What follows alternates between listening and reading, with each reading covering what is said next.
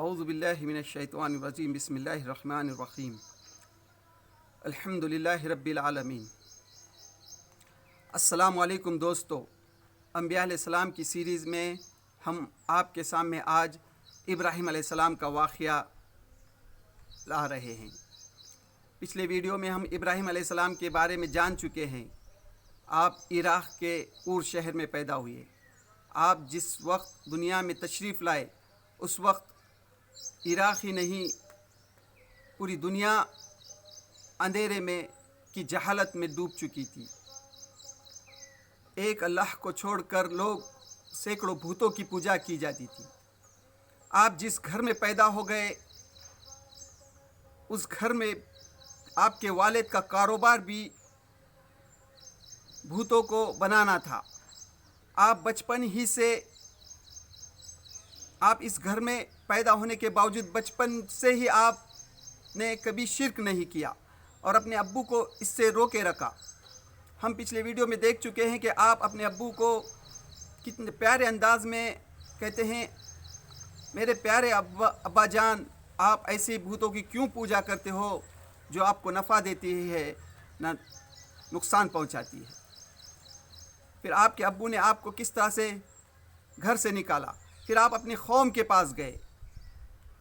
پھر قوم سے بھی آپ نے اسی طرح کے سوالات کیے۔ پھر جو ہے آپ نے ایک دن جب قوم پوری کسی تہوار کے موقع پر شہر سے باہر گئی تھی تو آپ ایک بڑے بت خانے میں گھس کر سارے بتوں کو توڑ ڈالا۔ یہ بھی دیکھ چکے ہیں۔ اور ابراہیم علیہ السلام کے ساتھ اور ایک واقعہ جو پیش آیا تھا جو ہم پچھلے ویڈیو میں نہیں بتائے، وہ تھا آپ کو اللہ تعالیٰ نے زمین و آسمان کی ساری سلطنت کا مشاہدہ کرایا تھا۔ آپ کو اس کی حقیقت بتائی تھی۔ سورج، چاند، ستارے، اس کی حقیقت بتائی تھی۔ جس طرح سے پیارے رسول اللہ صلی اللہ علیہ وسلم کو اللہ تعالیٰ نے شب معراج کے موقع پر آسمان کا سفر کرایا اور وہاں پر آپ کو جنت دوزخ آنکھوں سے دکھائی، اسی طرح ابراہیم علیہ السلام کو بھی اللہ تعالیٰ نے یہ چاند، ستارے، سورج، آسمان، اس کا حقیقت بتائی۔ تو قوم کو سمجھانے کے لیے آپ ایک رات کہتے ہیں کہ میں نے ستارہ دیکھا۔ پھر وہ اس وقت جو ہے قوم چاند، ستارے، سورج کی بھی پوجا کرتی تھی۔ ایک ستارے کو دیکھے تو جب وہ ستارہ ڈوب گیا تو آپ نے اپنے قوم سے کہا، ڈوبنے والے کو تو میں پسند نہیں کرتا۔ پھر آپ نے چاند کو دیکھا، پھر وہ بھی ڈوب گیا۔ پھر آپ نے صبح میں سورج کو دیکھا تو وہ بھی ڈوب گیا۔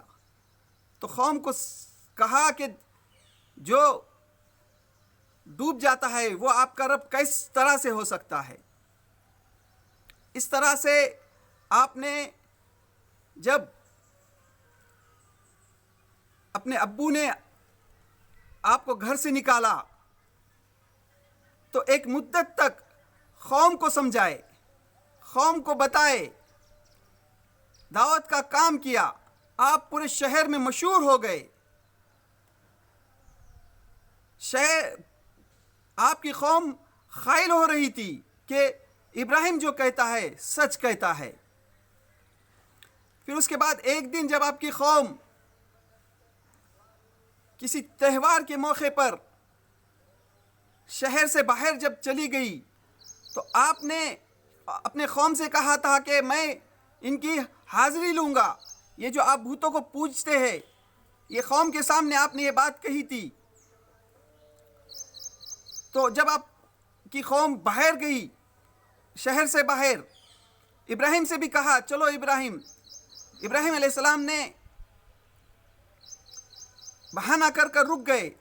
پھر اس بت خانے میں سب بتوں کو جب توڑ دیا اور کراڑی جو ہے تو بڑے بھوت کے گلے میں لٹکائی، قوم بھاگے بھاگے دوڑے دوڑے آئی اور کہا کہ ہم نے ابراہیم سے سنا تھا۔ پھر کہنے لگی ابراہیم بتاؤ تم نے یہ کیوں کیا؟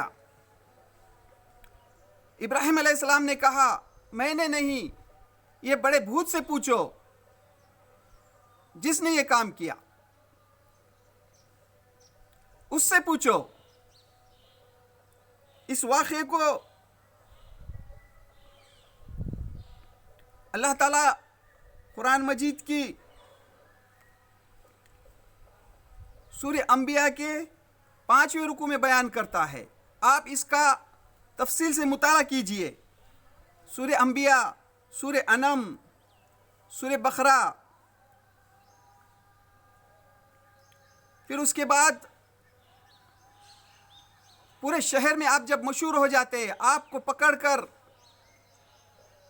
نمرود اس وقت کا جو بادشاہ تھا اس کے پاس مقدمہ لے کر جاتے ہیں، ابراہیم علیہ السلام کو پکڑ کر لے کر جاتے ہیں مقدمے اور بادشاہ کے سامنے پیش کرتے ہیں۔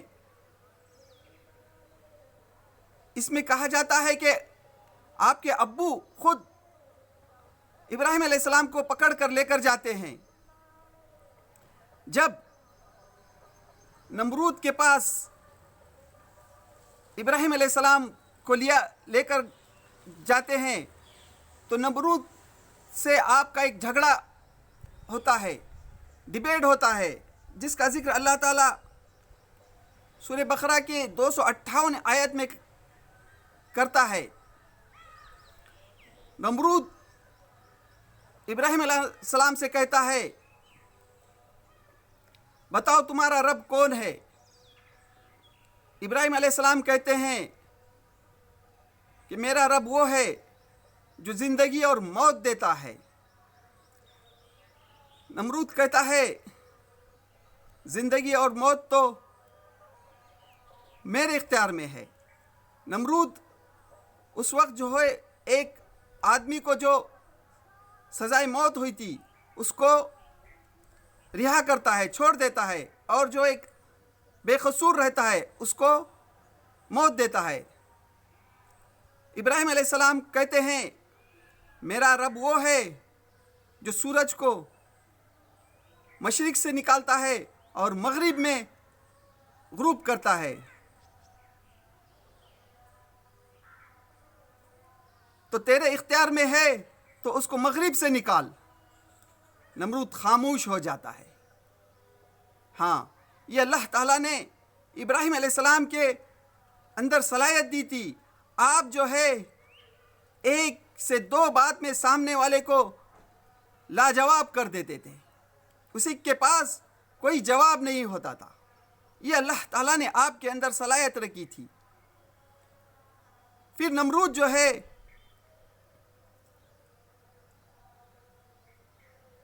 یہ کہتا ہے کہ اس شخص کو پکڑو اور آگ میں ڈال دو۔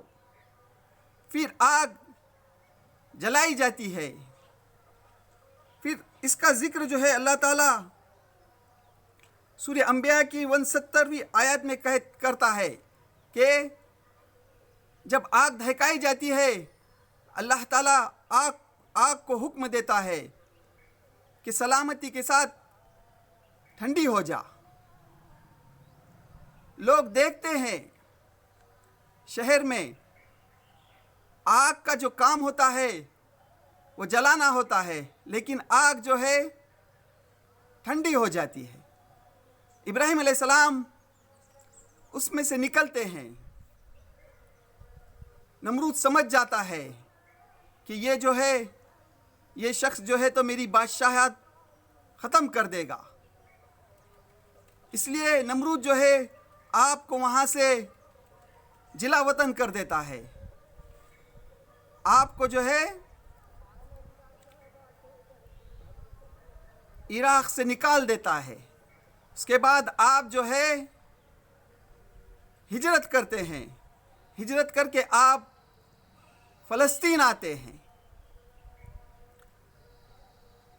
فلسطین میں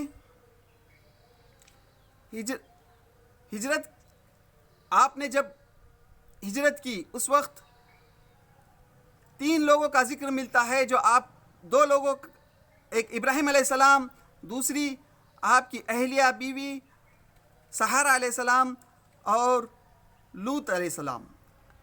لوط علیہ السلام کو ابھی نبوت نہیں ملی تھی، جو آپ کے بھتیجے ہیں۔ 3 لوگ جو ہے ہجرت کر کے فلسطین آتے ہیں، پھر یہاں سے آپ دعوت کا کام شروع کرتے ہیں۔ اس کے بعد آپ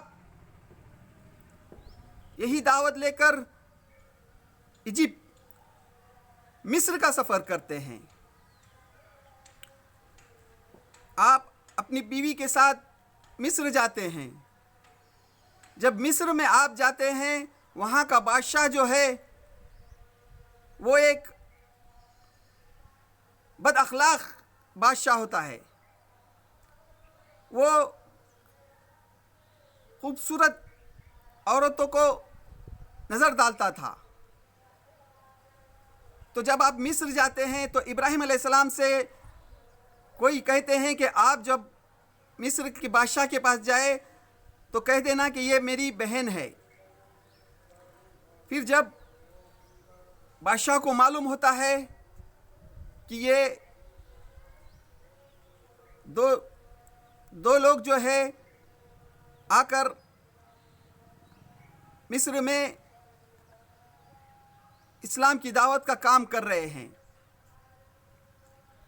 تو جب ابراہیم علیہ السلام کو اور سہارا علیہ السلام کو دیکھتا ہے، جو آپ کی بیوی خوبصورت ہوتی ہے، تو پوچھتا ہے یہ کون ہے؟ تو آپ کہتے ہیں کہ یہ میری بہن ہے۔